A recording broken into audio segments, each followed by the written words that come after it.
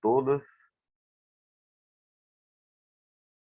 E então, o convite foi para uma apresentação para dar uma ideia do que é a acupuntura, né? Então, aí, cada um dos colegas, ontem, o professor Gilberto falou dos fundamentos que se baseiam a medicina chinesa, e hoje falar sobre algumas ferramentas de diagnóstico. Então, dentre as várias ferramentas, vou falar mais extensamente em 2 horas, né? No que dá para falar em 2 horas, só para ter uma ideia do estudo de tipologia que serve para auxiliar o diagnóstico. Então, e no final vou falar alguns aspectos gerais da língua e também é uma das ferramentas de diagnóstico e está na mesma classe, vamos dizer assim, de diagnóstico, né, que é através da visualização, da observação. Então, bom, esse tema, eu não sei se a gente pode falar assim, né, um tema eletivo, ele não é uma cadeira, vamos dizer, oficial na grade da aba, parece que dá para entrar, mas já fiz algumas apresentações, né, com base principalmente em textos mais ocidentais e ultimamente eu dei um mergulho mais nos textos clássicos e é com base neles que eu vou passar essas informações para vocês. Então, tem um gostinho de estou apresentando a primeira vez e aí fico um tanto nervoso, mas vamos lá.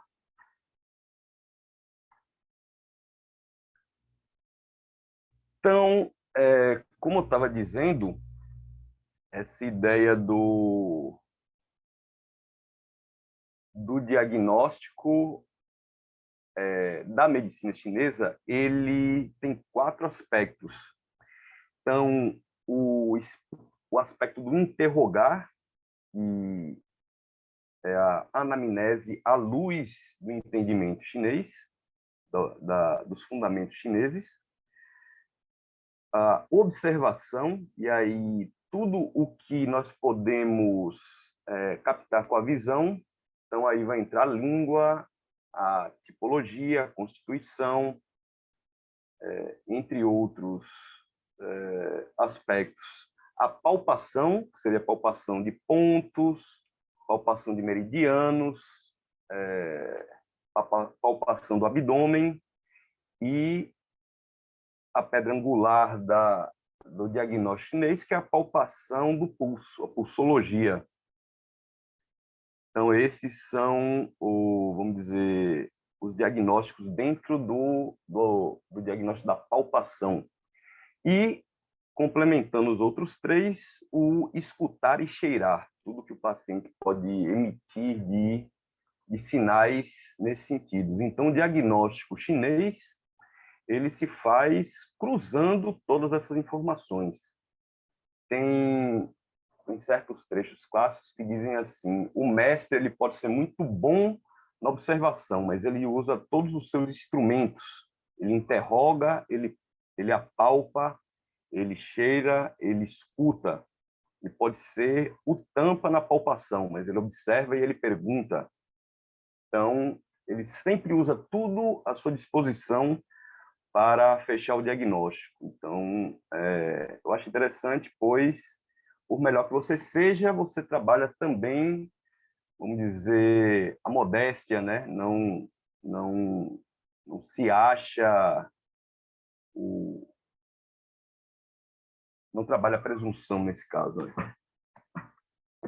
Bom, a tipologia ou as constituições é um tema clássico, então ele está na obra fundamental da acupuntura, que é o Huangqi Neijing, o livro do Imperador Amarelo.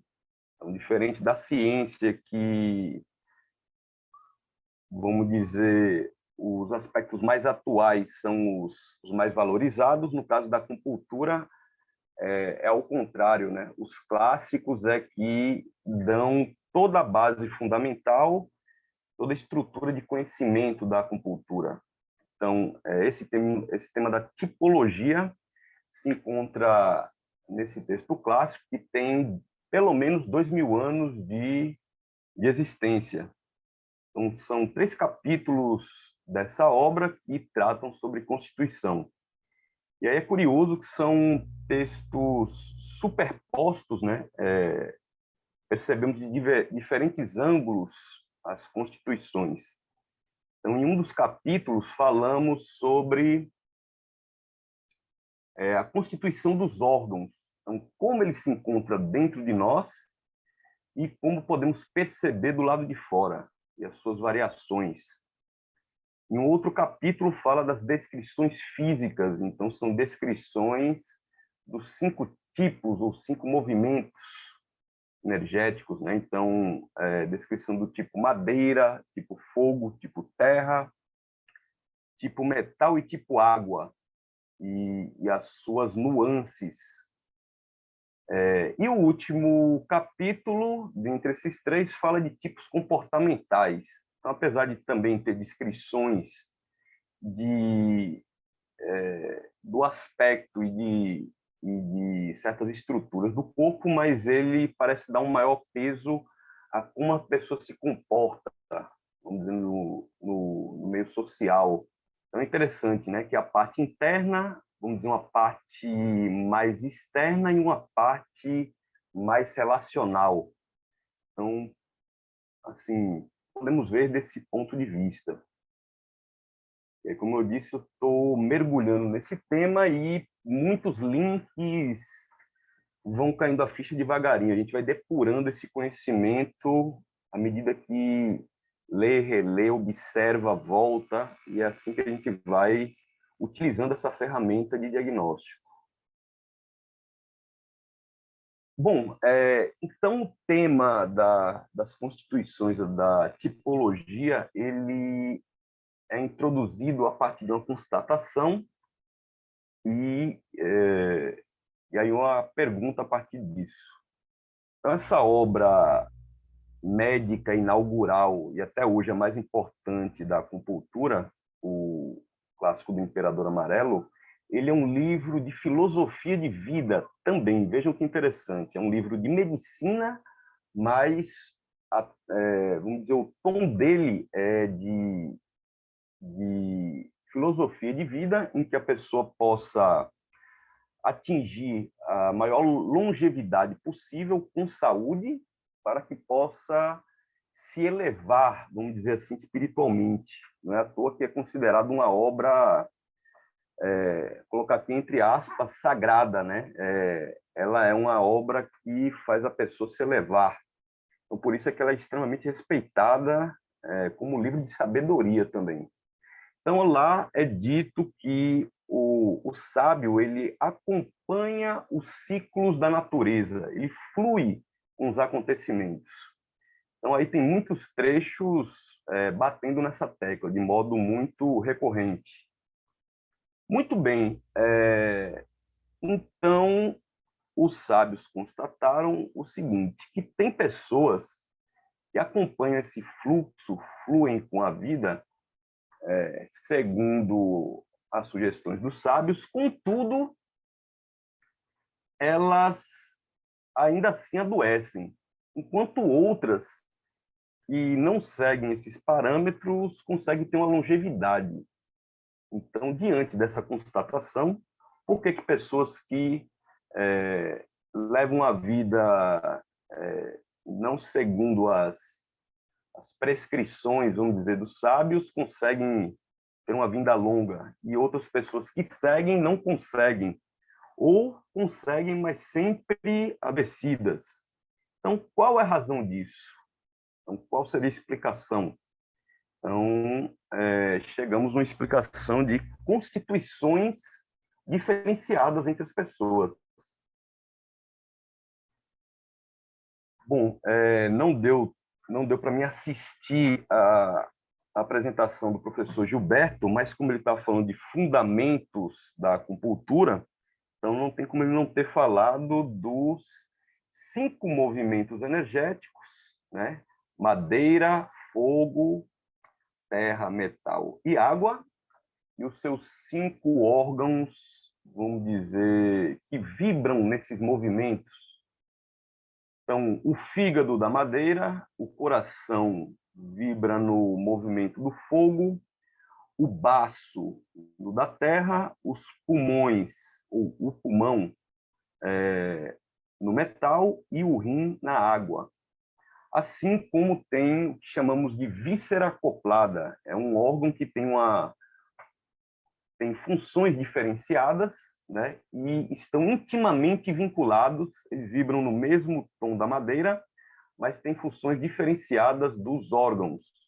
Então, no caso da madeira, a vesícula biliar, do fogo, o intestino delgado, o da terra, o estômago, do metal, o intestino grosso e da água, a bexiga. Então, esse conjunto de órgãos e vísceras é o centro da fisiologia da medicina chinesa e também, posso dizer, do psiquismo. Então, o psiquismo está vinculado intimamente a estes 5 órgãos, de modo que, se tem alteração nos órgãos, pode ter uma repercussão psíquica e, certamente, fisiológica, né? Entendendo aqui a fisiologia chinesa, né? Um modo de compreensão dos movimentos sutis energéticos. Então, aqui eu não estou falando da fisiologia ocidental, nem do psiquismo na visão ocidental. Então, é muito próprio da visão chinesa. Certo? Então, fiz questão de destacar porque tudo vai estar referido a este conhecimento de base.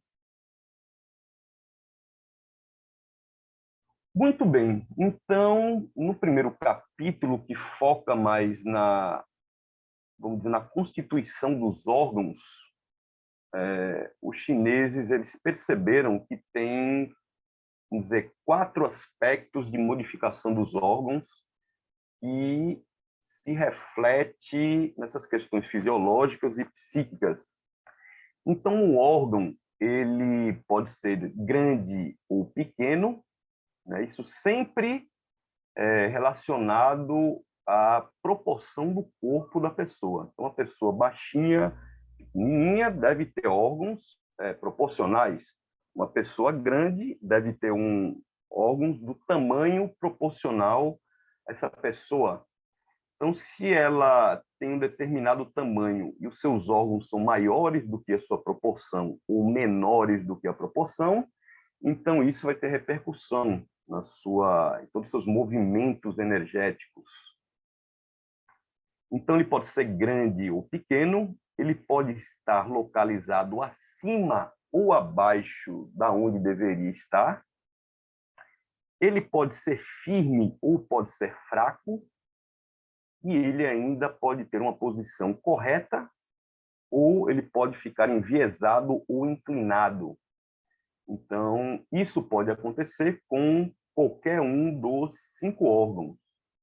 Então, como aqui uma apresentação vamos dizer, para dar uma noção geral, eu peguei um exemplo de cada um desses 4 aspectos de cada um dos órgãos, para a gente dar uma visão assim geral, por exemplo, de cada um. Então, comecemos pelo aspecto do tamanho. Então, vou pegar como exemplo o coração. Então, o coração pode ser, vamos dizer, do seu tamanho proporcional, pode estar menor do que deveria ser, ou pode estar maior do que deveria ser. Então, quando ele é pequeno, dificilmente ele é atendido por causas externas, mas tem uma propensão a causas internas. Quando ele é maior do que deveria ser, é o contrário. Dificilmente ele é perturbado por causas internas, mas propenso a ser lesado por causas externas. Mas o que significa causas internas e externas do ponto de vista chinês? Então, causas internas, resumindo aqui, podemos pensar nas emoções e na alimentação. Então, e as causas externas, os climas e pode entrar aqui, por exemplo, ataque de micro-organismos, como vírus, bactérias, parasitas, fungos. Na antiguidade não tinha esse tipo de conhecimento, né, de micro-organismos, mas penso que no conceito chinês de vento, todos eles estão contemplados, já que na ideia de vento tem um inseto em metamorfose, né? E o inseto era o menor bichinho que se poderia ver na antiguidade. Se eles tivessem um microscópio, englobaria estes bichinhos também. Então, uma pessoa que tem um coração pequeno dificilmente vai ser atingido por essas causas externas. Cada órgão ele tem uma afinidade com um clima específico. No caso do coração, calor. Então, uma pessoa que tem coração pequeno dificilmente vai ser atingido por um ataque de calor externo, né? Um dia muito quente, um lugar abafado, um lugar muito quente, ou ataque de micro-organismos. Já vai ser muito propenso a questões emocionais e alimentares.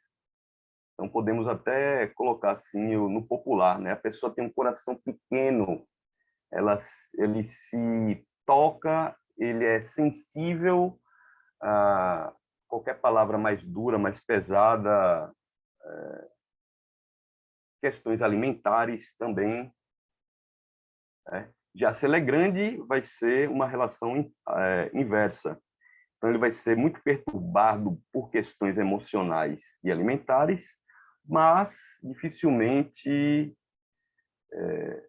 ou mais facilmente, vai ser por questões externas, climáticas. Então, é como se o calor pudesse atingir um coração grande mais facilmente, né? Tem uma área maior. Isso vai acontecer, essa questão de tamanho, com pulmão, rim, baço e fígado, certo? Então, aqui eu dei um exemplo do coração. Posição elevada ou posição baixa. Então, aqui eu vou dar o exemplo do pulmão. Então, o pulmão, como todos os outros órgãos, eles têm um movimento energético específico. O pulmão está na posição mais elevada entre todos os órgãos. Então, ele fica no alto, né, da caixa torácica. Então, ele tem um movimento de descendência das energias, dos líquidos, por exemplo. Então, quando ele é afetado, então dizemos que ele tem um movimento de contracorrente. Em vez de ele fazer descer, ele estagna aqui em cima ou até volta num movimento para cima. E o caso clássico do pulmão é a tosse.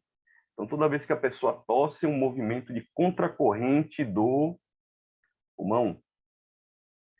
Então, quando ele está mais alto do que deveria ter, então ele fica propenso a essas contracorrentes energéticas, sua respiração fica mais ofegante e propenso a tosses. Então, não tem aquelas pessoas que qualquer coisinha faz tossir, né? Leva um golpe de vento, alguma coisa já tosse. Quando começa a tossir, demora a se livrar da tosse. Outras dificilmente tossem, né? Então, qual seria essa explicação? Então, dentro da visão chinesa, podemos entender desse modo. Já se ele estiver numa posição mais baixa do que deveria, então o pulmão ele oprime o diafragma e o coração, e isso se reflete em uma sensação de opressão no tórax e dores nos hipocôndrios e na lateral das costelas. Então, esses sintomas, esses fenômenos são explicáveis por essa questão de localização mais alta ou mais baixa do órgão. Então, novamente, isso vai ser explicado tanto como coração, fígado, baço e rim.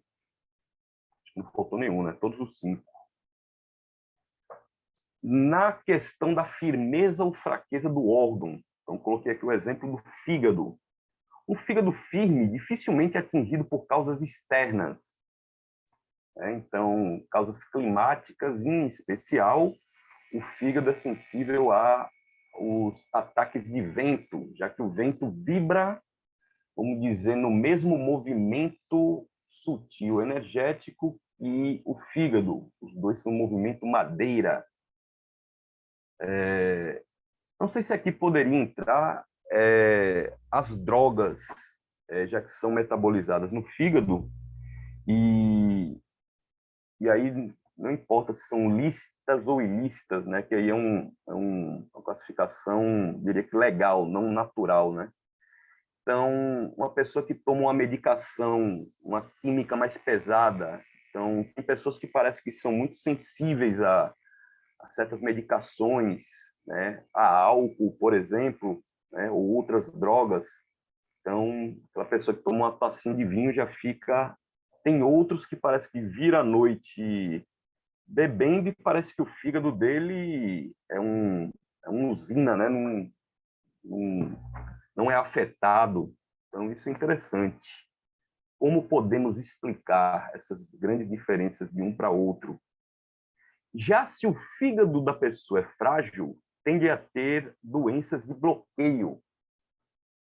Uma das funções do fígado é promover a circulação de energias e sangue por todo o organismo. Quando ele não tem força, ele é fraco, ele não consegue cumprir essa função de modo exitoso. Então, começam a aparecer bloqueios. Então, o bloqueio do fígado ele se manifesta com dor nos hipocôndrios, na lateral da costela, que irradia para as lombares. Então, vejam que interessante, é um tipo especial de lombalgia. Uma lombalgia que começa nos hipocôndrios e desce para as lombares. E aí vai ter pontos específicos para tratar esse tipo de lombalgia. Então, ela é decorrente de um bloqueio do fígado. Bom, se a pessoa tem um fígado frágil, isso pode se tornar recorrente. E então ele é facilmente prejudicado, né, o fígado dessa pessoa que é frágil. Posição correta ou enviesada. Então, quarto aspecto. Então, ou o órgão ele vai estar numa posição direita, correta, ou ele vai estar enviesado, torto, né, inclinado. Então, isso também tem repercussões. Então, quando o baço, aqui eu coloquei o exemplo do baço, o órgão que vibra no elemento terra. Então, quando a energia, quando o Ti, quando esse órgão é correto, o Ti é harmonioso. E todos os movimentos energéticos no corpo são transitáveis. Isso porque uma das funções do baço, segundo a visão médica chinesa, é distribuir energia para todos os outros órgãos e para os vários territórios do corpo. Então, quando ele está correto, tudo isso transita de modo harmonioso. E ele também não é facilmente atingido. Quando ele está enviesado, quando ele é inclinado dentro do nosso corpo, a pessoa tem uma sensação de plenitude, de estufamento muito frequente. E tende a ter o abdômen inchado. Então, vira e mexe, a pessoa está com problemas abdominais. Na visão chinesa, é a área de ressonância do baço. Então, vejam, a área da ressonância do baço fica frequentemente inchada, plena, estufada. E aí fala, às vezes eu não comi nada e fica assim. Então, isso pode ser explicado pela posição enviesada do baço dentro do nosso corpo. Bom, tem 4 parâmetros e 5 órgãos, então para não deixar um de fora, repetir aqui a posição elevada ou a posição baixa, nesse caso aqui dos rins. Até por uma questão, diria, de cronoacupuntura, que é uma acupuntura que está envolvida com ciclos de tempo, e eu acho que muitos aqui escutaram que esse ano é o ano do tigre de água, né? É uma metáfora usada para expressar o movimento energético deste ano. Todo ano, aliás, toda hora, todo dia, todo mês e todo ano tem uma energia própria. O desse ano do tigre é regido pela água. Então, tudo que vibra na água vai ter uma sensibilidade mais pronunciada esse ano. Então, no caso, o elemento água se expressa através do órgão do rim, né, e da víscera da bexiga. Pode ter esse ano muitas questões ósseas, questões medulares, questões de útero, porque tudo isso é regido pelo rim, certo? Então, se na clínica, ou se vocês conhecerem pessoas que esse ano vão ficar mais atacadas com essas questões, a visão chinesa também explica isso. Só que aí é um outro capítulo que a gente não vai abordar aqui, é só para dizer que isso está ligado a vários aspectos da medicina chinesa, né? Está tudo entrelaçado. Então, quando o rim está mais alto, a pessoa sente dor nas costas, e aqui nas costas como um todo, certo? Já que, como eu falei, o rim ele rege os ossos, rege a medula espinhal, a medula óssea. Então, se os rins estão colocados numa posição que não deveria estar, isso pode se refletir nesse tipo de sintoma. Já se ele estiver mais baixo do que deveria, em algumas traduções a gente encontra com o nome de rim afundado, então a pessoa vai ter frequentes lombalgias, são dores frequentes na região lombar. E é um tipo de dor que ela começa na lombar e irradia até a região do cóccix, da sacral, ou, segundo algumas traduções, na área das nádegas. Então, é uma lombalgia que vai até mais baixo, né? Então, a pessoa que sofre desse tipo de lombalgia por essa causa, ela vai se curvar, mas vai ter dificuldade em se levantar novamente. E pode ter hérnia inguinal ou hérnias na região do baixo ventre. Então, vai se refletir lá na frente também. Certo? Então, aqui eu coloquei um exemplo de cada órgão para vocês verem que, dependendo de como ele se encontra dentro do nosso corpo, ele vai se refletir através de sensibilidade às emoções, aos climas, vai se refletir em certos sintomas, vai alterar certos mecanismos fisiológicos, certo? Então, isso é muito importante para o diagnóstico. E o paciente tem um histórico com determinados sintomas, a gente pode investigar se é algum problema desse tipo. Certo, professor, certo, Wendel, você falou essas coisas, mas como é que eu vou saber se o rim da pessoa está alto, baixo, é firme, é grande, se eu não tenho um exame de imagem, né? Não tenho, como é que eu vou saber disso? Bom, os chineses também não tinham exame de imagem, mas tem um conceito deles que é a imagem dos órgãos. Então, cada órgão vai ter uma estrutura externa que vai refletir o interno. Então, a gente vai olhar para essas estruturas e deduzir como está dentro dos órgãos, entre outras coisas, né? Entre outros diagnósticos. Então, que estruturas são essas? Bom, é dito que através da tez, do brilho da face, ou também chamado cutis, eu sei se um órgão ele está alterado dentro. Então, isso combinado com a textura da pele vai indicar se o órgão ele é grande ou pequeno. Então, por exemplo, o coração, ele, quando ele tem alguma alteração, a tez vai ficar avermelhada, e se a pele tiver uma textura áspera, ele é maior do que deveria. Se a pele é lisa, ele tem um tamanho menor. Então vejam que curioso, né?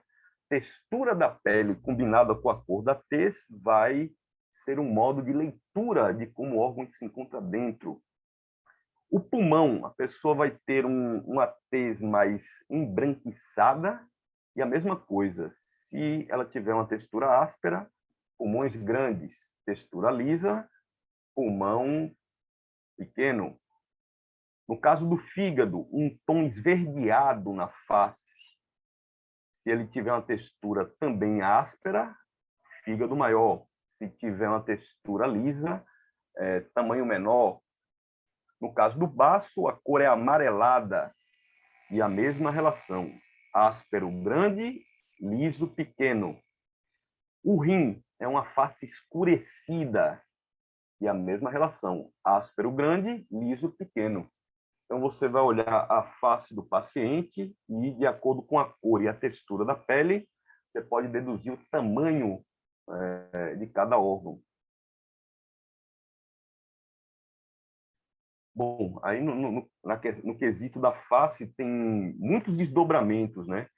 Então, ataque de energia externa, né, de climas, dores, alteração no órgão, que vai se refletir em muitos detalhes da face. Por exemplo, localização da coloração, movimento da coloração, se essa coloração ou mancha ela é espalhada ou é concentrada, se ela é superficial ou ela é profunda, se ela tem lustro ou ela é opaca, tudo isso vai entrar num exame de face.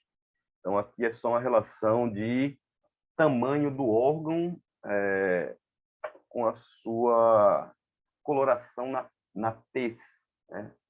Na face do paciente. E as estruturas, combinado com essa leitura de face, o coração, com relação à inclinação, à altura, se ele é firme ou fraco, vai se refletir no osso externo, e algumas traduções colocam um apêndice tifoide. Então, essa estrutura aqui reflete como o coração se encontra dentro. Já os pulmões, a estrutura dos ombros, costas e, vamos dizer, o peito, a caixa torácica aqui na frente. Então, se ela é estreitinha, pulmão estreitinho, pulmão pequeno, pulmão apertado, uma estrutura mais larga, pulmão maior. Se a estrutura for enviesada, pulmão enviesado. Uma estrutura frágil, pulmão frágil. Bom, aqui a gente poderia fazer várias ligações até com outras medicinas, como a homeopatia, também tem constituições e que se aproximam muito desse tipo de leitura. Muito curioso isso. Mas aí não vou entrar, senão me empolgo aqui. O fígado, ele se reflete nas costelas, na estrutura das costelas da pessoa. Então, uma estrutura forte, fígado forte. Uma estrutura de costela frágil, fígado frágil. Costelas enviesadas, fígado enviesado. No caso do baço, vai se refletir nos lábios. Então, lábios, vamos dizer, bonitos, fortes, elegantes, baço elegante. Um lábio torto, boca torta, baço torto, né? Então, o baço é a estrutura que reflete o baço internamente. As orelhas são a estrutura que reflete o rim internamente. Então, orelhas fortes, rim forte. Orelhas inclinadas, uma mais alta do que a outra, um rim vai estar mais alto do que o outro, ou mais baixo.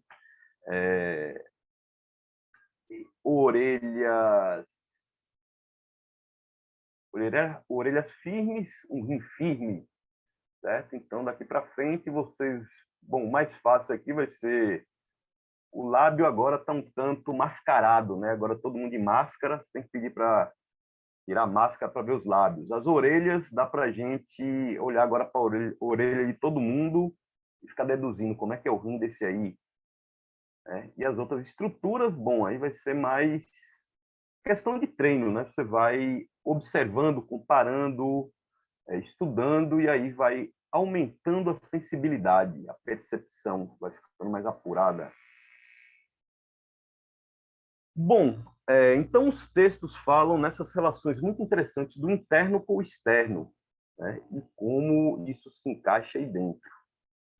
E aí, na sequência, ele fala, bom, e se a pessoa tiver todos os 5 órgãos da pessoa pequenos? Então vejam que interessante essas indicações, né?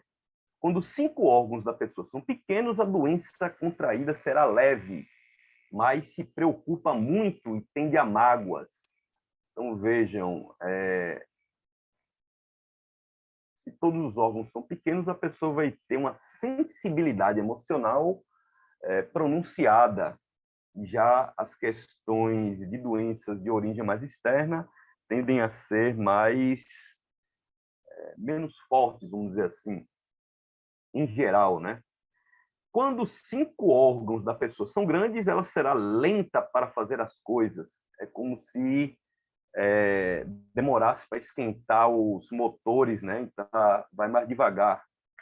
E, por outro, o outro lado da moeda é que ela dificilmente fica aflita, não vai ser muito sensível a questões emocionais. Quando a posição dos 5 órgãos, então, todas são altas, a pessoa anseia por algo que está alto, está fora do alcance de sua realidade. É como se os órgãos todos fossem altos, a pessoa tem, vamos dizer, uma visão muito para cima também. E aí, nesse caso, ela teria que trabalhar certas atividades para colocar o pé no chão, né? Literalmente. Então, trabalhar coisas mais, mais, mais pesadas, né? Mais brutas, para puxar ela para baixo, vamos dizer assim, né? Quando a posição dos 5 órgãos é baixa, vontade é fraca e se contentará em ser mandada pelos outros.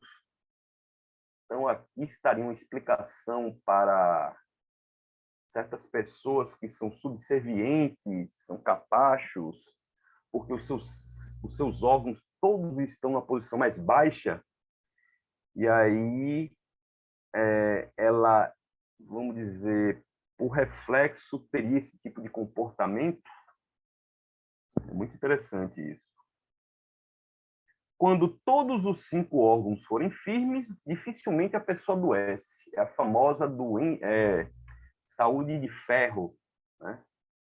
Quando todos os 5 órgãos forem fracos, a pessoa sempre vai estar doente.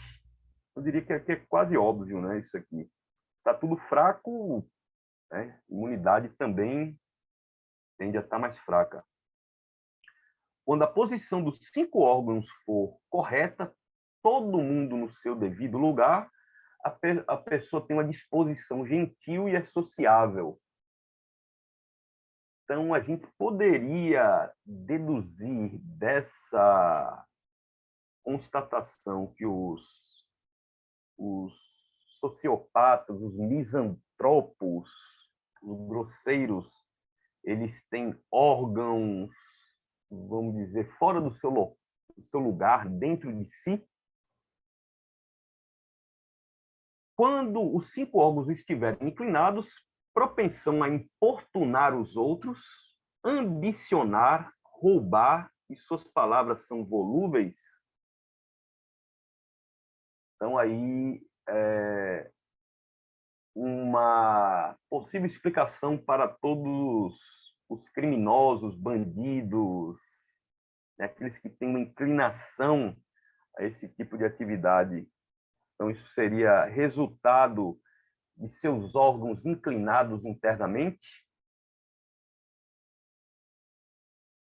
Bom, como eu falei no início, a visão clássica da acupuntura é uma visão, primeiramente, de autoconhecimento. Então, todas essas informações aqui, primeiro, vêm para nós mesmos. Pensamos nas nossas inclinações, nas nossas propensões, nos nossos comportamentos. E, a partir daí, eu comparo com os outros. O próprio texto clássico é dito isso. Primeiro, o autoconhecimento. Só assim você pode compreender o outro. Diferente da visão mais ocidental, que é sujeito-objeto. Então, na visão oriental chinesa, é sujeito, sujeito e depois objeto. Então, primeiro eu venho para mim, para depois entender o outro.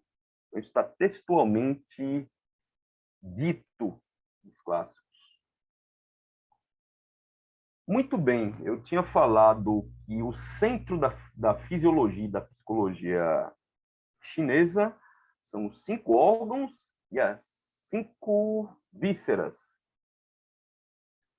Então, eu falei dos 5 órgãos e as vísceras, como é que é dentro de nós, dentro de todos. Então, eles podem ter alterações também de tamanho, pequenos ou grandes, terem comprimentos longos ou curtos, espessuras grossas ou finas, eles podem ser curvados ou estarem em ordem, e eles podem ser relaxados ou estarem tensos. Então, essas são as 5 variações que cada uma das vísceras pode apresentar. Então, como é que eu vejo isso nas vísceras? As vísceras refletem do lado de fora do seguinte modo. O intestino grosso você vai deduzir a partir da pele da pessoa. Se é uma pele grossa, a parede intestinal do intestino grosso vai ser grossa. Pele fina, intestino grosso fino. E assim com as outras relações.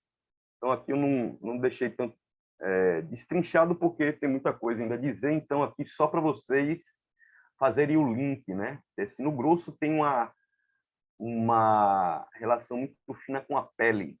O intestino delgado com os vasos, já que os vasos são regidos pelo coração, e o intestino delgado é o que a gente chama de víscera acoplada do coração. Então, os vasos internamente ou mais externamente refletem o intestino delgado internamente. A vesícula biliar, como é que eu sei se ela está bem ou está mal? Através das unhas. Então, por exemplo, unhas que estão com linhas sugere uma vesícula operada.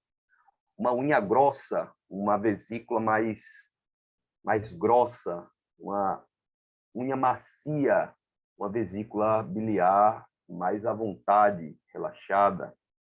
O estômago corresponde às carnes. As carnes é um termo chinês que é todo aquelas estruturas que dão a forma ao corpo. Então, são os músculos, e agora fugiu a palavra que compõe as estruturas do corpo. Bom, mas as carnes da pessoa, carnes, vamos dizer, flácidas, vai sugerir um estômago flácido. Carnes tensas, estômago tenso. Então, vamos olhar fora e deduzir dentro. E a bexiga nos pelos finos e nas estrias, nas estruturas que, vamos dizer, compõem a pele. Então, os pelos finos vão fazer uma relação fina com a bexiga. Sei que tem muitos alunos aí que falam, mas pelo não é do pulmão?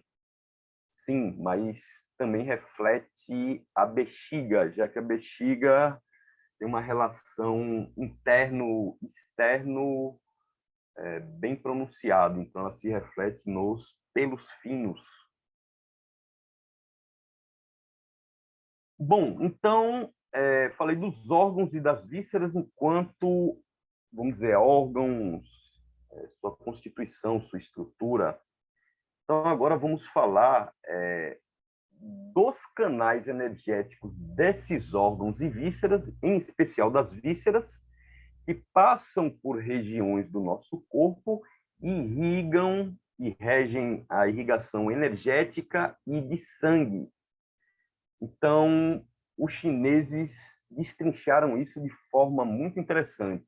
Então, vejamos alguns exemplos. O canal do estômago irriga as barbas.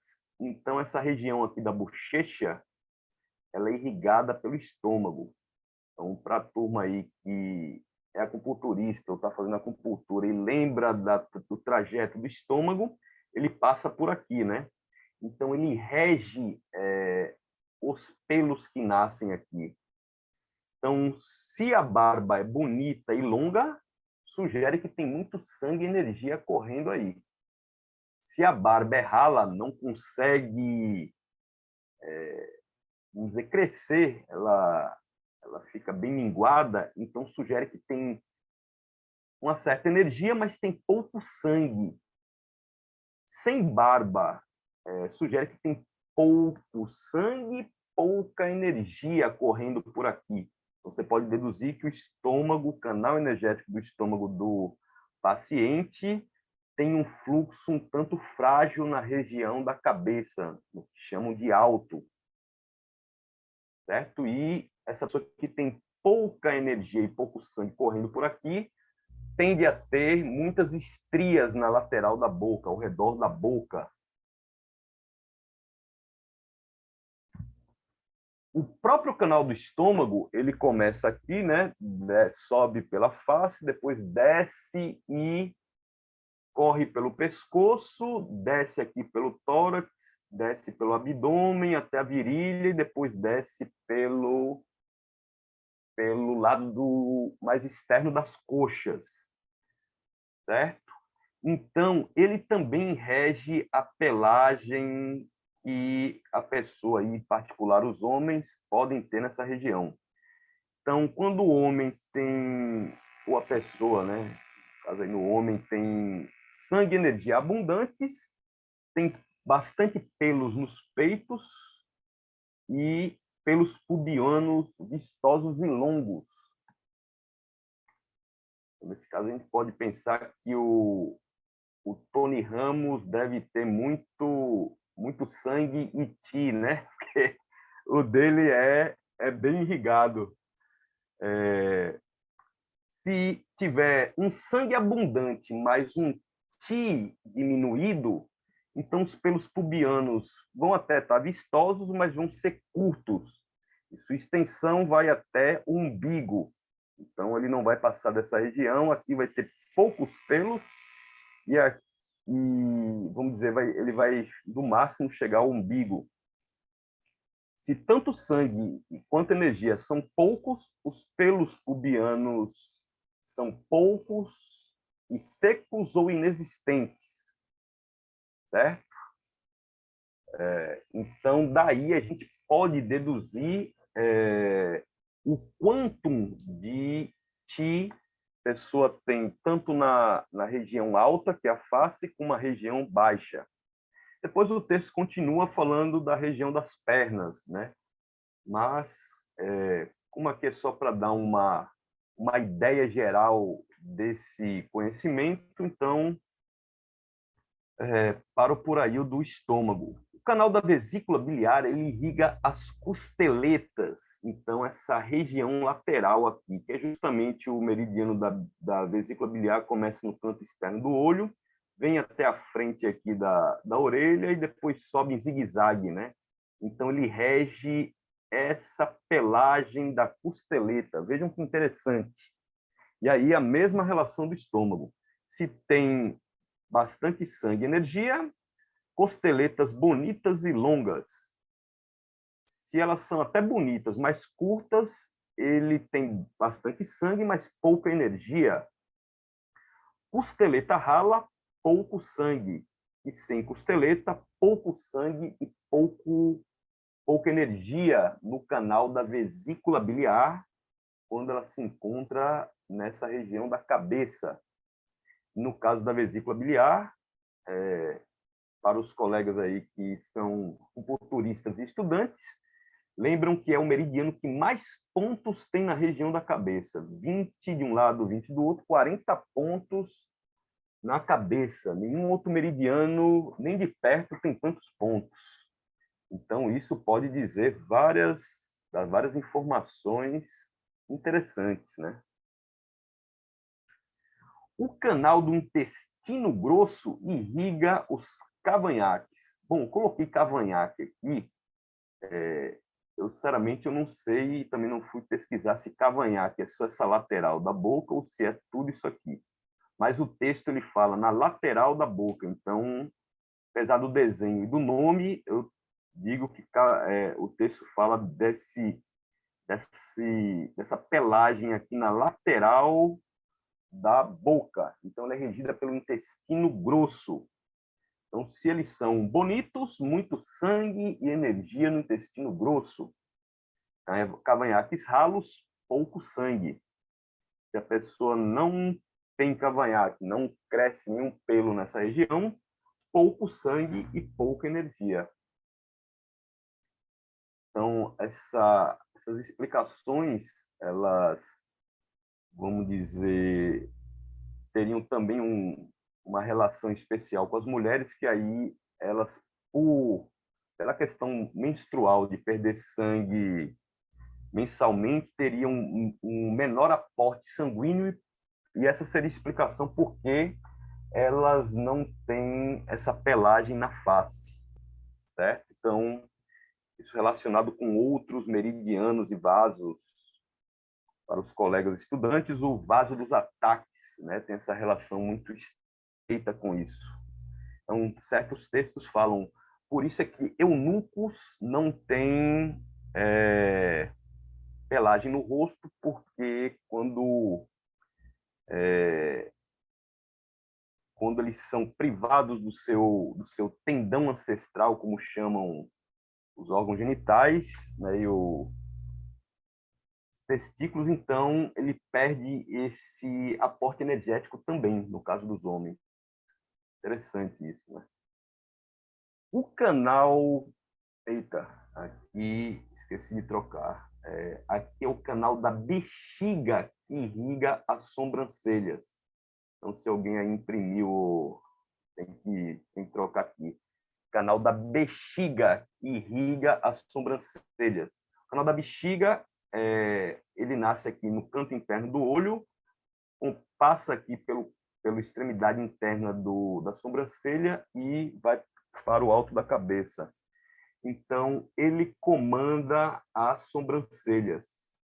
Depois tem uma participação também da vesícula biliar, mas ela é a regente, vamos dizer assim. Sobrancelhas bonitas, muito sangue e energia. Sobrancelhas fracas e secas sugere que a pessoa tem pouca energia no meridiano da bexiga. E haverá muitas linhas no rosto, linhas e rugas, somente na parte mais alta aqui. Rosto muito musculoso sugere que tem muito sangue e pouca energia no meridiano da bexiga. Eu não sei se eu poderia dar o exemplo, mas sempre me vem à cabeça da face do Sérgio Moro, né? Que parece ser bem musculosa, assim, né? Bem aquela... Então, poderia ser um exemplo de um rosto musculoso que tem pouco sangue e muita energia. Então, né? Muscular. Compleição bela sugere que tem sangue e energia harmoniosos. Então, um convite a que todos nós façamos acupuntura regularmente para ficarmos com os meridianos plenos de energia e sangue e harmoniosos. já que uma das finalidades da acupuntura é tornar harmoniosos o sangue e a energia em todo o corpo e também na face.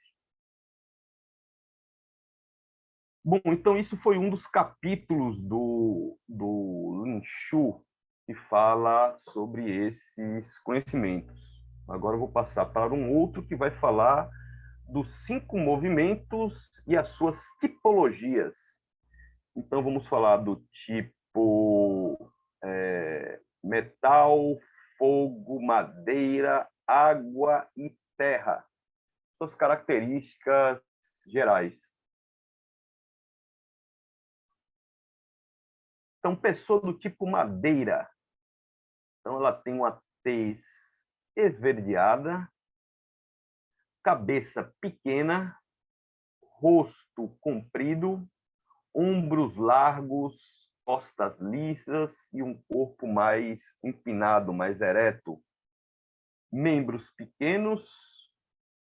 É uma pessoa talentosa, tem muita destreza mental, uma pessoa que tende a fazer muitas atividades ao mesmo tempo, uma pessoa que não gosta de ficar quieta, é aquela pessoa que sempre tem alguma coisa para fazer, sempre está em movimento, já que a madeira é de uma polaridade yang, vamos dizer, proativa, de ação, né?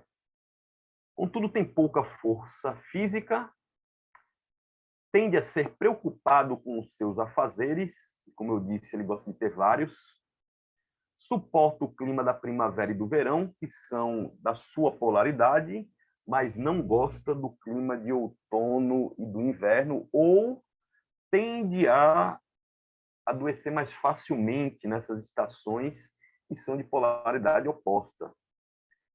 Então, o tipo madeira ele vai se refletir muito em questões visuais, ele tende a ter vamos dizer, os músculos e tendões mais pronunciados, já que essas são os tecidos regidos pelo fígado, né? O órgão da visão, o órgão do sentido da visão, e aí a visão não só no sentido do sentido mesmo, mas eu diria da intuição, da previsão, da estratégia.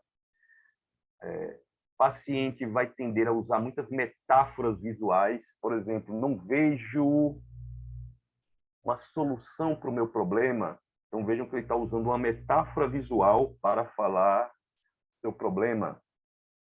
Gosta da cor verde, gosta de florestas, e atividades, vamos dizer, mais proativas. Pessoa do tipo fogo tem a pele avermelhada, então tem pessoas que têm um tom mais avermelhado, né, em sua pele, então essa é uma característica do tipo fogo. Característica de dentes amplos e mais reveladores, ou mais, vamos dizer, apresentados. O queixo fino e pontudo, a cabeça pequena em relação ao corpo, ombros, costas, coxa, abdômen bem desenvolvidos. Os músculos das costas são mais roliços e carnudos.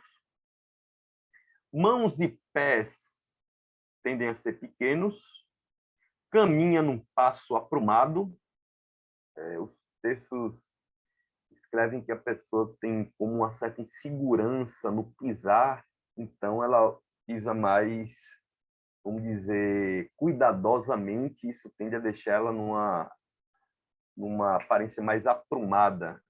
É curioso, né? Que o aprumado vem em reflexo a uma certa insegurança. Tem um andar rápido, por outro lado, e os ombros tendem a balançar quando anda. Do mesmo jeito que na madeira, todas as metáforas, símbolos do elemento fogo vão se refletir nesse tipo de pessoa. Então, são pessoas que, quando chegam num ambiente, vamos dizer, brilha, aquece o ambiente. São pessoas mais, vamos dizer, mais quentes, né? De abraçar, de chegar junto, de fazer, mostrar sua presença.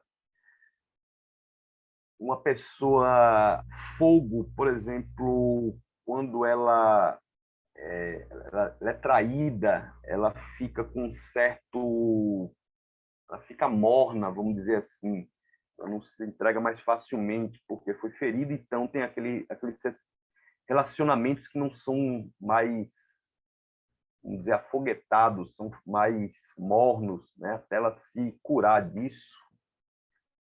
O que mais do fogo? Questões cardíacas, intestinais, no caso, intestino delgado, questões de moral. Ela é muito sensível às questões emocionais, já que todas as emoções atingem o coração. Circulatórias, certo? Pode sonhar com incêndios, então aí já pode sugerir certos desequilíbrios. E sua expressão, eu diria que é a fala, né? Como você expressa através da língua. Até como dizia Jesus, o que sai da língua vem do coração. Pessoa do tipo terra, então tem a tez amarelada, que é a cor do elemento terra, o rosto mais arredondado, cabeça grande em relação ao corpo, ombros e costas bem desenvolvidos, abdômen grande, pernas e coxas fortes, mãos e pés grandes em relação ao corpo e muita carne. Acima e abaixo são equilibrados, então ele tem um certo equilíbrio alto e baixo, andam com segurança no chão e levantam um pouco os pés ao andar. Então, umas semanas atrás, teve um aluno de Belém que, acho que ele era quiroprata, e ele estava falando sobre essas relações, né? Que em outras artes também se percebe essas alterações, por exemplo, no andar da pessoa. Os chineses percebiam essas sutilezas também. Então, o elemento terra vai se refletir nas questões alimentares, já que o baço ele vai reger a digestão, né? O estômago, do ponto de vista chinês, começa nos lábios e acaba no piloro, que é o órgão acoplado ao baço. Então, rege os alimentos, né? A distribuição, o trânsito para os vários órgãos do corpo. O que mais? O símbolo da Terra é o quadrado, então o típico baço, típico elemento Terra é aquela pessoa que tem a sua rotina estabelecida, ele tem o seu quadrado e não gosta de sair do seu quadrado. Se tem um móvel que eu acho que é a cara do elemento terra, é o sofá. Ele passou o dia trabalhando, chegou no seu sofá, sentou e não quer sair.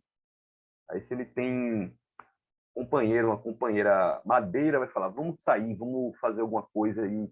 Oh, já fiz tudo que eu tinha que fazer, agora deixa eu ficar no meu quadrado. Então, a gente pode pensar nessas pessoas que têm uma rotina estabelecida, não gosta de sair dela. O que mais?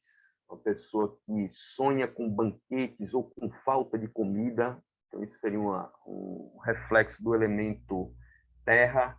Alterações na boca, já que a boca é o orifício que é regido pelo elemento terra, pelo baço, certo? Bom, entre várias outras coisas. Pessoas do tipo metal. Então, tem um rosto quadrado, a tez embranquiçada, cabeça pequena em relação ao corpo, ombros e costas pequenas, abdômen pequeno, mãos e pés pequenos. Aqui o desenho aqui está uma mão grande, né? Seu esqueleto é leve e magro. Então, são pessoas que tendem ao esbelto, né? Os típicos metais. São capazes e vigorosos e também podem ser impetuosos. Pode ser tanto ativo quanto se entregar à indolência. A gente pensar que o metal, o símbolo do metal é algo firme, né? De que são feitas as armas brancas e as armaduras, mas ele também pode ser derretido. Aí tem certo metal que ele é líquido, né? Como o mercúrio. Então, e aí a gente pode pensar em todas as metáforas do metal. Então, o metal, ele é uma pessoa que, vamos dizer, espeta, cutuca, né, como uma ponta de uma espada, de uma flecha. Ele pode ser muito incisivo, né, cortante como a lâmina, né, mas também se a lâmina for cega, ele é aquela pessoa que machuca, ele pode machucar, no sentido literal, os outros, né, através de palavras, atos. Tem sensibilidade no sistema respiratório, já que o nariz, as narinas são regidos pelos pulmões, pelo pulmão. Na visão chinesa, o pulmão é visto como um só. Metáforas de cheiro, por exemplo, eu estou sentindo cheiro de problema, estou farejando a solução. Então, você vê que ele está usando metáforas da, da sensação olfativa. Então, essa sutileza pode se expressar na narrativa do paciente. Tem propensão a ser um oficial. Isso está no texto clássico, dito desse modo, né? Curioso. Então, acho que profissões mais rígidas, podemos pensar nesse ponto de vista. Suporta o clima de outono e inverno, já que o metal é de polaridade yin, e ele tende a adoecer mais facilmente nas estações da primavera e verão, que são de polaridade yang, são mais quentes, mais vibrantes. Pessoas do tipo água, então, tem as características de pele escurecida, rosto rude e irregular, ou irregular, né, com estruturas menos harmônicas, cabeça grande e queixo pontudo, maçãs do rosto pronunciadas, ombros pequenos, abdômen grande, mãos e pés agitados, corpo que balança quando anda e distância grande entre a lombar e as nádegas. Então, alguns textos falam de umas costas compridas, né, para baixo. E tem as costas grandes. Né? Então, metáforas típicas de água são relativas à audição, já que o rim rege a audição, rege os ossos, como eu falei antes, rege o útero, rege a medula, na visão chinesa, medula espinhal e medula óssea. Quando eu falo medula, engloba os dois tipos de medula. Que mais? Cabelos, então vai se refletir também nos cabelos, ou muito exuberantes ou falta deles.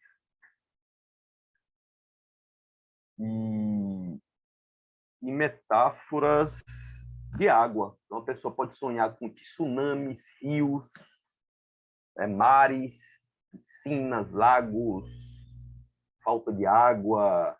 Então, tudo que tem a ver com o simbolismo da água vai se relacionar com o tipo água,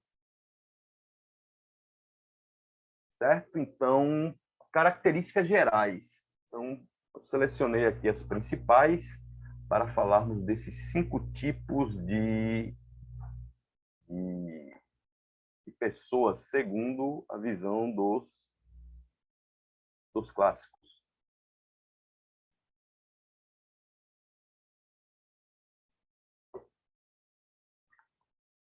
Então,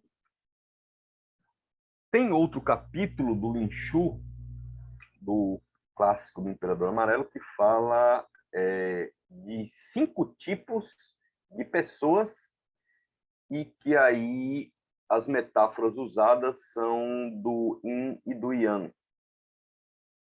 Então, tem 5 tipos que aí... Sim, e aí lembrei agora que só um detalhe aqui, voltando aos 5 tipos que eu falei anteriormente, né? Metal, madeira, fogo, terra e água.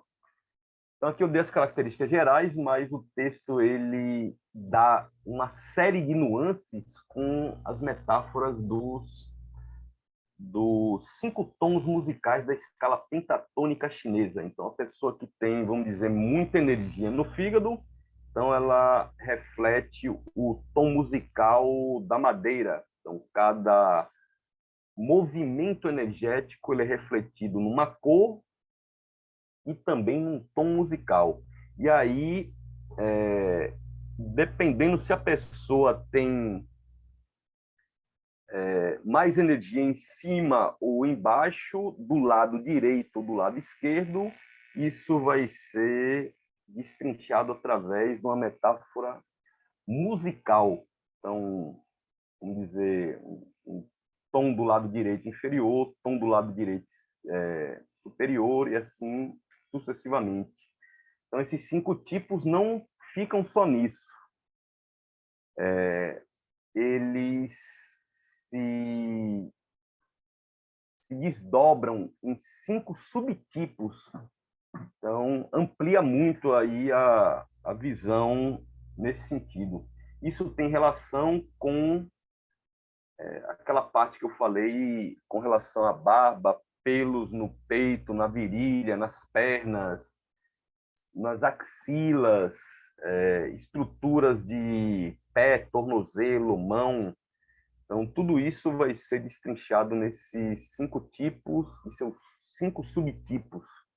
Então, na verdade, vão dar 25 tipos, não 5, né? 5 é o geralzão.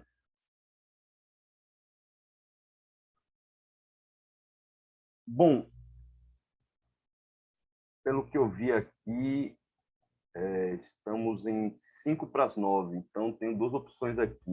A gente dá uma esticada até acabar essa tipologia, Daniel, e aí para os minutinhos, ou então para agora, e aí quando voltar eu falo desses 5 tipos, esses 5 últimos tipos, e a gente fala no final da língua, e aí para sincronizar, já que são 4 blocos, né? Já falei de 2, esse aqui, apesar de ser os outros 2 serem pequenos, tem o câmbio. Oi, estou aqui, estou aqui. Não, a gente vamos dar um intervalo agora, mas assim, eu queria combinar uma coisa contigo assim, antes do intervalo. Deixa eu fazer uma posição aqui com relação ao que você apresentou agora, essa parte constitucional, né? Baseado nos 5 elementos, nos 5 movimentos. Então, assim, eu queria fazer uma pergunta, né? Fazer o advogado do diabo aqui. A questão constitucional, a gente não tem como mudar, né? É a Constituição da pessoa. Então, você está identificando aí, cada pessoa é uma pessoa tipo madeira, tem umas certas características, umas probabilidades para ter um certo tipo de doença, uma certa tendência a um certo tipo de problemas emocionais e tal. Mas, mesmo dentro desse elemento, existe a questão quando a pessoa tem um excesso de energia uma deficiência de energia, como considerar um elemento, madeira. Então, não quer dizer que todo mundo que tem esse elemento madeira e todo mundo que tem essas características de madeira, eles vão ter os mesmos comportamentos, porque ele é madeira, mas a madeira ela pode estar em excesso, que causa uma certa coisas, em deficiência, estagnada, né? Então, assim, diante dessa identificação do tipo de pessoa relacionado ao movimento, qual é a visão, o que é que se interessa para o acupunturista, né? Eu tenho uma pessoa que eu identifico que ele é uma pessoa madeira. Isso já me dá uma base para eu ter ideia como é que ele funciona, né? Entre aspas, né? E aí a gente vai ver pelos outros processos de pulsologia e tal, se ele está com excesso ou deficiência, que isso muda tudo, não é isso? Muda tudo com relação àquele quadro Então, assim, o acupunturista, diante disso aí, o que é que isso vai ajudar, favorecer para o tratamento, vamos dizer assim? Na verdade, essa tipologia, ela, vamos dizer, aponta ou explica para tendências, as tendências gerais da pessoa. Então, claro que na acupuntura, numa sessão de acupuntura ou na prática do acupunturista, ele vai olhar no aqui e agora. Então, e lendo com este pano de fundo, né? Então, eu posso perceber, por todas essas características que falei aqui, se a pessoa tem uma tendência, vamos dizer, do estômago a ter pouca energia, ter pouco sangue, isso se refletindo na pelagem, certas estruturas de corpo, e como está no aqui e agora, porque isso, como você disse, é uma estrutura que a gente quase não pode mudar, né? Eu diria que talvez a gente consiga muito pouco com determinadas práticas, né? No sentido, vamos dizer, você vai trabalhar mais uma musculatura, vai ficar mais forte, então vai deixar seu corpo mais forte, você não faz nada, você tem até uma boa estrutura, mas vai murchando, vamos dizer assim.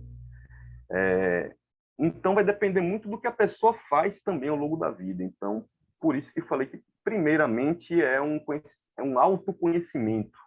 Então, vou me olhar e falar, poxa, o que é que eu tenho? A partir daí, posso procurar fazer certas práticas, evitar outras, ter uma relação interessante com a dietética, né? Você evitar certos alimentos, procurar se alimentar com outros para equilibrar, trabalhar o emocional, né? Se você tem uma tendência a ser sensível, então a gente pode trabalhar isso com meditação, fazendo acupuntura frequentemente, porque ela vai tender a trazer a pessoa para o eixo, né?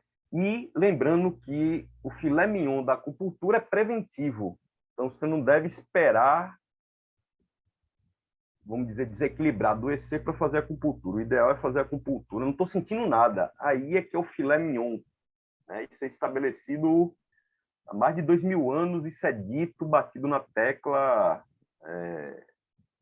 vamos dizer, exaustivamente. Mas é o tipo do conhecimento que você escuta, mas parece que a gente não assenta, né, na nossa É uma questão nosso cultural também, né? cultural. Diferente. Então, penso que depende muito do que nós fazemos no nosso dia a dia. Então, como o autoconhecimento, ele pode nos ajudar também. No caso do acupunturista, ele é o pano de fundo que vai proporcionar minha leitura atual. E aí, quando um paciente vem até nós, então vou fazer uma leitura do pulso que vai me dizer o aqui e agora dele, vou pedir para examinar a língua, o próprio rosto também é uma dos principais diagnósticos clássicos, e as queixas do paciente, né? Temos ainda microsistemas que a gente pode fazer leituras. Então, tudo isso vai amarrando o diagnóstico e dando maior segurança no que eu devo fazer com o paciente e apontando também para certas orientações. Então, procure fazer certas atividades físicas, corrigir sua dietética, trabalhar o seu emocional. Se ele não faz, a acupuntura não é milagre também, né? Não vai conseguir, a gente vai ficar só numa acupuntura sintomática, enxugando gelo. Então, não é a proposta original. Mas a nossa cultura é o que a gente mais faz, né? É tratar de quadros já estabelecidos. E como muitos dizem, né? Uma terapêutica de fim de linha. Depois que você já tentou tudo, aí você corre para a acupuntura. Certo? Wendel, Então, oi. não, termine, por favor. Então é isso. A tipologia serve para ler as tendências e proporcionar um pano de fundo para o entendimento. E aí tem outros, né? Pano de Sim, sim. fundo da história do paciente, história social, econômica, história familiar, que é outra parte do pano de fundo. Eu já A gente entraria na também anamnese, né? que isso aí também está nos clássicos. A gente deve saber isso da história do paciente, senão fica algo solto no ar, né? Wendel, só para a gente encerrar, bem rapidinho, dá um exemplo aí para o pessoal de, por exemplo, um desequilíbrio num, num metal, né? Em excesso e em deficiência. O que é que muda aí? Uma pessoa que está com excesso vamos para o rim, né? Excesso de energia no meridiano do rim, né? E deficiência mentalmente, psicologicamente. O que é que muda? É o oposto. A pessoa que está em excesso tem um comportamento oposto do que está em deficiência. Fala para a gente bem rapidinho sobre isso. Então, aí no caso de alguns sintomas ou características de excesso Uhum. de rim, psiquicamente falando, né, a pessoa pode ficar autoritária, né, enquanto a deficiência, a pessoa fica com a vontade fragilizada. Isso pode se refletir no sistema respiratório, já que o rim, ele junto com o pulmão, regem a respiração, já que a gente está saindo de uma pandemia, de uma síndrome aguda respiratória, né, a COVID. Então, a gente só pensa no pulmão, que é um pensamento ocidental. Do ponto de vista chinês, é rim e pulmão que fazem a inalação, exalação. Então, teríamos que olhar os dois. E no caso dos sintomas, sempre lembrar que ele está dentro daquele quadro dos 5 elementos. Então, pode ocorrer todo tipo de combinações. Então, você falou do rim aqui, né? Então, aí eu Uhum. tenho que ver o todo para entender o rim, porque essa alteração de rim ele pode ser por uma deficiência da mãe que não está mandando energia para ele, pode ser uma dominância excessiva do baço que ataca o rim, pode ser uma contradominância do fígado, pode ser uma questão constitucional do rim, e aí entra isso que nós estamos falando hoje, né? Uma tendência que aí, vamos dizer, qualquer toquinho de outro elemento, ele desequilibra. Já se ele é um rim que está firme, bem colocado, no tamanho correto, então aí é mais difícil qualquer outro dos elementos desequilibrarem ele. E aí o que nós fazemos aqui na acupuntura é o reequilíbrio energético, reequilibrar o todo, dando o foco naqueles que estão mais problemáticos, né? Os sintomas. Então, no caso do rim, teria que ler dentro do todo.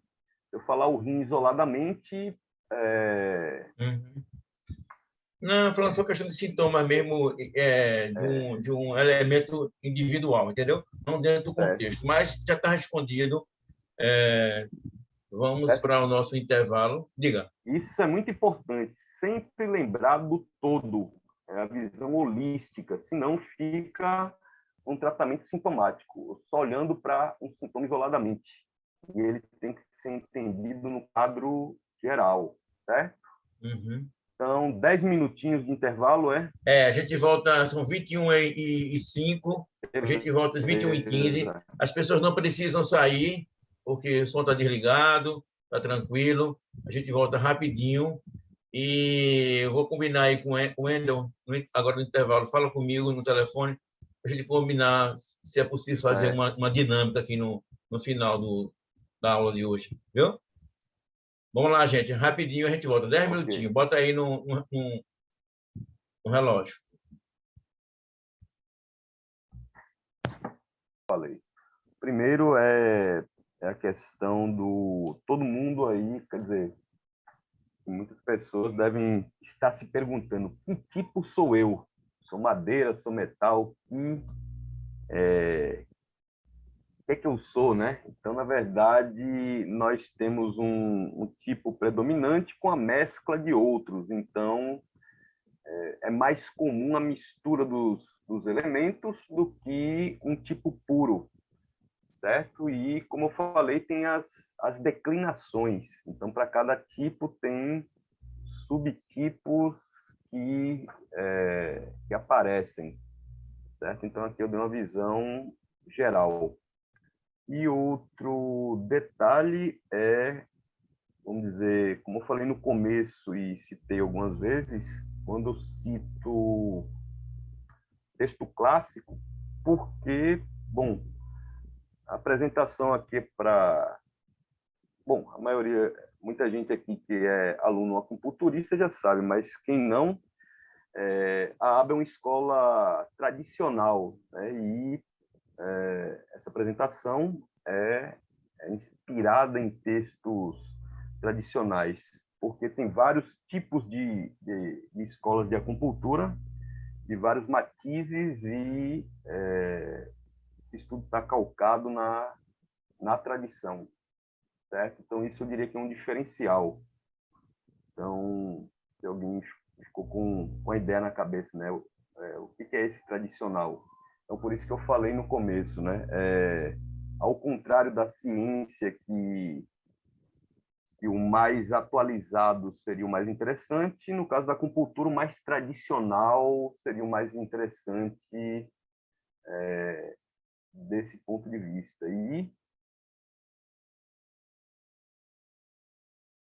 E aí a escola é inspirada nessa via, essa nobre via, ok?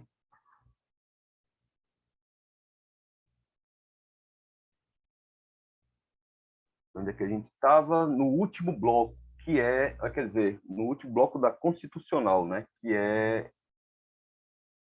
o capítulo 72 do Lin Shu.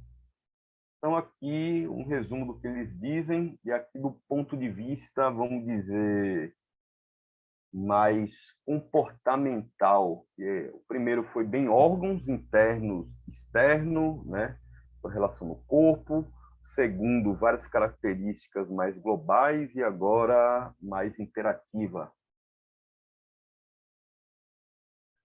Então, pessoas do tipo... Então, são 5 tipos, né? Então, em chinês, eu não tem nem como traduzir, é o nome mesmo da tipologia. Então, tem várias tipologias na psicologia ocidental, por exemplo, em outras áreas científicas ocidentais. Inclusive, se a gente estivesse na ciência, sempre eu tenho que referenciar sobre qual aspecto eu estou me referindo, né? Então, não dá para deixar solto. No caso aqui, a acupuntura é a mesma coisa, só que o referencial é diferente. Então, pessoas do tipo Tai-Yin, então, tem as seguintes características. É ganancioso, não é sincero nem generoso, é avarento por seus subordinados, adora tirar e detesta dar, esconde o seu coração para não se expor, não se preocupa em fazer o bem, aproveita-se do tempo e do comportamento alheio. Então, vejam os Tai-in como se comportam. E aí, depois, no texto, aí tem uma descrição, características do corpo e outros detalhes. Só que aí eu não coloquei aqui, que é mais para vocês terem uma ideia dos tipos. Segundo tipo, chamado Shao-in. Então, Tai, como eu falei o primeiro, Tai-in, Tai é grande, então tem muito In. Então, ele vai ter essas características, uma pessoa que tem uma polaridade In mais pronunciada. O Shao-in, Shao é pequeno, menor, então tem menos In. Então, ele é In, mas é um In pequeno. Então, esse tipo de pessoa tem interesse em tirar vantagem de tudo, tem intenção de lesar os outros, fica feliz quando vê alguém ferido, como se tivesse tido a paga de alguma coisa, não gosta de ver os outros uma pior, né? Sente-se feliz em prejudicar os outros, fica com raiva das honrarias alheias, famoso invejoso, né? É ciumento e não nutre simpatia por ninguém. Então, típico antipático. Então, novamente, tem suas características físicas e outros detalhes. O tipo Tai e Yang. Então, Tai é grande e Yang é uma polaridade. Então, a pessoa tem muito Yang. Então, deve ser por isso que ela é tão tipos mais robustos, né? Mais atléticos. Geralmente está satisfeito consigo mesmo, fica feliz em falar de coisas grandiosas, é incompetente, mas na maioria das vezes fala do que é grande sem a menor hesitação. Não dá importância a se seu comportamento está certo ou não e considera a si mesmo sempre certo. Quando falha, geralmente não se arrepende. Então, aqui lembra muito uma personalidade narcisista, né? Desenho animado, para quem vê, lembro do Johnny Bravo, né? Que ele eu diria que é bem essa descrição. O quarto tipo é o Shao Yang.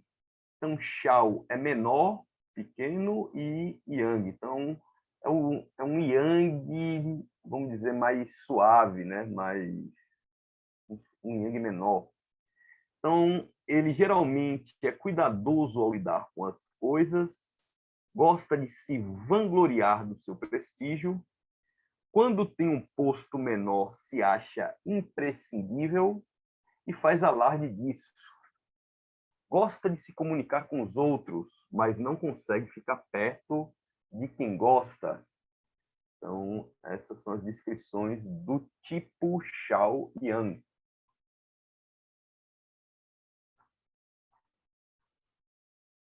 E, para completar o quinto tipo, são aquelas pessoas que mesclam as duas polaridades de um modo bem equilibrado. Ela é uma mescla equilibrada, harmônica do Yin e do Yang. Então, é um tipo calmo, não está sujeito a medos acidentais, nem a excessos de alegria, concorda em se submeter ao trabalho, se percebe pequenas vantagens, não se empenha em brigar por elas, se adapta às mudanças de situação, portanto, é flexível. Quando está numa situação de honraria, se mantém modesto. Então, esse é um dos grandes ensinamentos da sabedoria chinesa, em particular em certos hexagramas do I Ching, que fala que toda alegria deve estar acompanhada da modéstia, senão ela descamba em orgulho e vaidade. Então, é imprescindível que os dois andem de mão dada, alegria e modéstia. Quando está numa situação subalterna, não é subserviente às autoridades superiores. Então, aqui são características muito equilibradas, e são descritas pelos sábios. Então, isso está também nos textos médicos chineses. Certo? Então, esses são características gerais dos 5 tipos, segundo as suas polaridades. E aí vamos para o último bloco, que é o diagnóstico pelo exame da língua. Então, essa parte também entra naquela categoria dos 4 diagnósticos pela observação ou inspeção. Então, nós vamos examinar a língua para ver características internas. Lembrando que temos um microsistema da língua que serve para tratamento. Né? Você pica com agulha para tratar sintomas. Do mesmo jeito que a aurículo, e a quiro na mão, e a craniopuntura na cabeça, tem um microsistema na língua. E aí você pica e tira. Então é muito rápido, muito eficaz, muito interessante. Mas aqui eu só vou falar do microsistema da língua segundo o diagnóstico, para diagnóstico. Então aqui, bom, vou falar só dos aspectos bem gerais, né? Não é uma aula de língua, porque só coloquei as coisas principais, né? Então, o corpo da língua, ela é irrigada por diversos meridianos da acupuntura que estão ligados aos determinados órgãos. Então, por essa razão, ela pode trazer de dentro influências, movimentos que estão lá dentro. E aí a gente pode examinar do lado de fora e ver como é que está dentro. Então, aqui já é um microsistema e um diagnóstico mais moderno. Isso aqui não está nos textos antigos, contudo, ele é muito interessante, muito bom e muito fácil de fazer, né? Você pede para a pessoa mostrar a língua e aí, alguns segundos, você batendo o olho, você vê várias características. Então, a língua é dividida em regiões. Então, a ponta reflete o coração, o arco que, vamos dizer, envolve a extremidade é o pulmão, o centro da língua é o baço e o estômago, as laterais da língua refletem o fígado e a vesícula biliar, então isso dos dois lados, e lá atrás o rim e a bexiga, e alguns autores colocam os intestinos também podem se manifestar aqui atrás, na raiz da língua, certo? Então, a gente olhando de fora vai ver do coração para dentro, então nessa direção. Então, alterações que aparecem no corpo da língua, na saburra,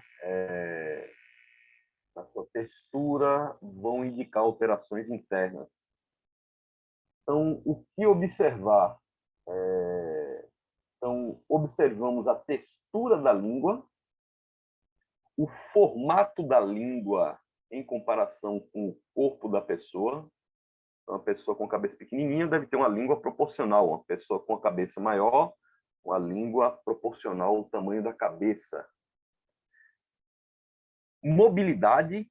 Então, normal é que eu peça que a pessoa mostre a língua e ela coloca o corpo da língua para fora. Então, muitas vezes eu tenho que demonstrar, né? Porque se eu falo, mostre a língua, pessoal, eu quero ver o corpo da língua. Então, aí, quero ver a língua.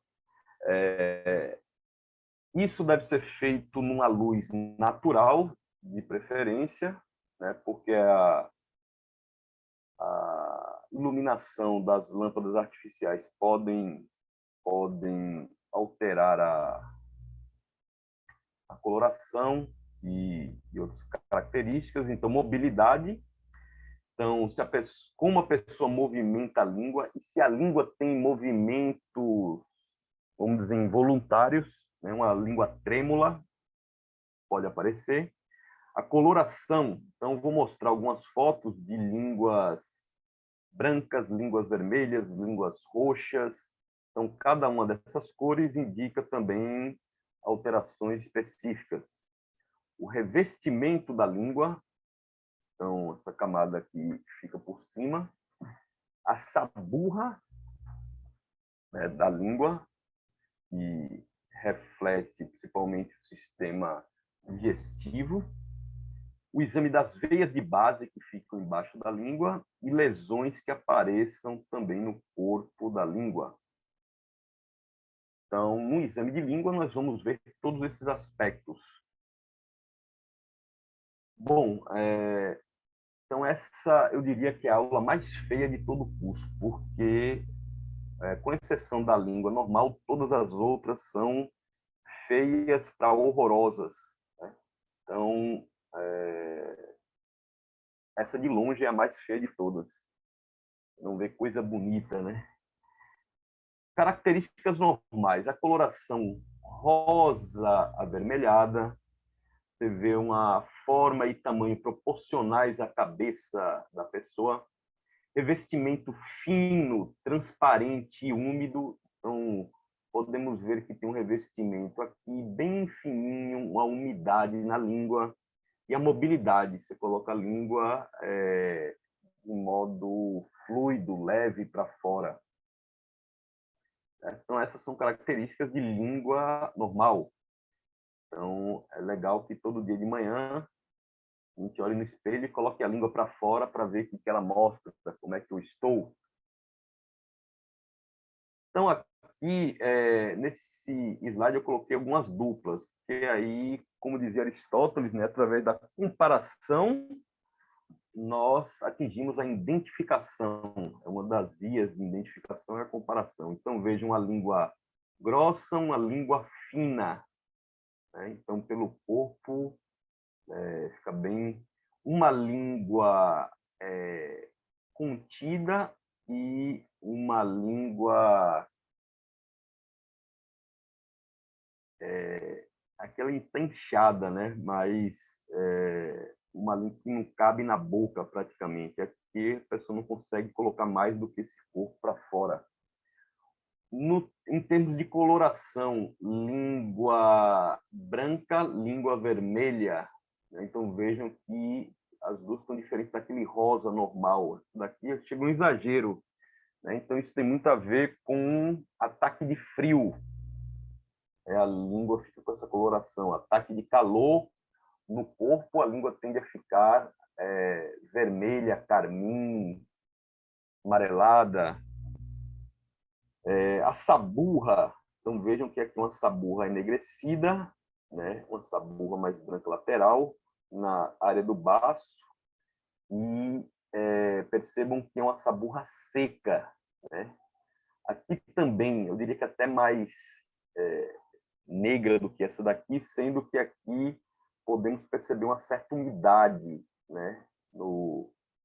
Nas outras partes da língua. Então, aqui é seca. Uma língua gretada, cheia de rachaduras. Uma língua roxa. Então, isso aqui tem muito a ver com dores. Estagnação de sangue, estagnação de frio. Uma língua vermelha com a saburra branca aqui do centro para a raiz. Então, um contraste bem marcante. Essa outra língua aqui com a saburra mais seca e uma rachadura pronunciada no centro da língua, que sugere um estômago eubaço, dizer, com uma lesão na estrutura ou forma do órgão. Aqui uma saburra gordurosa, né, com a tonalidade amarela, que também tem uma relação com calor, com fogo. A gente pode pensar uma folha de papel. Se eu acendo um isqueiro embaixo, como é que a folha vai ficando? Ela primeiro fica amarelada antes de ficar preta e queimar, né? Então, o amarelo também tem uma relação com o calor. E aqui uma certa gordura, né? Em cima da língua. Aqui é chamada língua em espelho. Ela não tem sabor, é lisa. Então, aqui também sugere um quadro mais grave. E aqui lesões, né, no corpo da língua, então seria lesões horrorosas, e aí sugere alteração também na estrutura e forma dos órgãos respectivos. E aqui uma língua denteada nas bordas, né? Então, também alteração nos órgãos que aparecem nessa parte. Certo? Então, isso era o que eu tinha para falar para vocês do corpo, sobre o diagnóstico chinês, né? Do ponto de vista da visualização ou da observação, então, a tipologia nos seus vários aspectos e o exame da língua. Então, claro, né, que tem muitos detalhes, muitas minúcias aqui e dei um aspecto só geral para vocês perceberem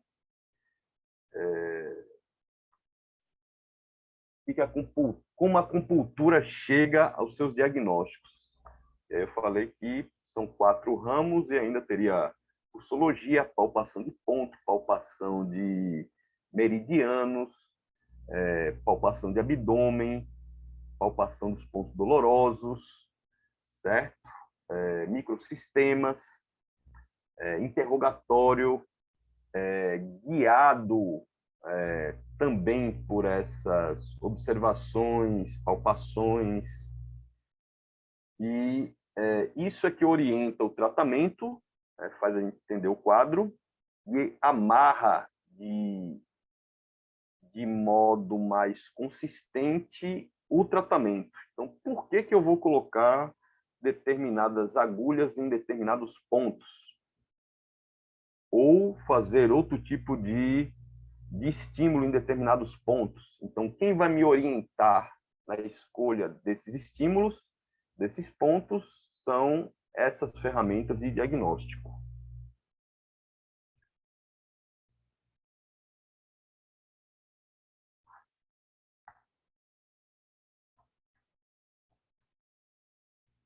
Estênio, o câmbio. Estou aqui, Wendel. Vou fazer o seguinte, eu vou abrir o microfone de todos. Se alguém quiser fazer alguma pergunta, alguma dúvida, a gente aproveita esse tempinho que falta para esse tipo de coisa. Salientando que amanhã, né, nós teremos a aula realmente para o tratamento da dor, que começa com o professor Alexandre. Ele vai mostrar, vai falar sobre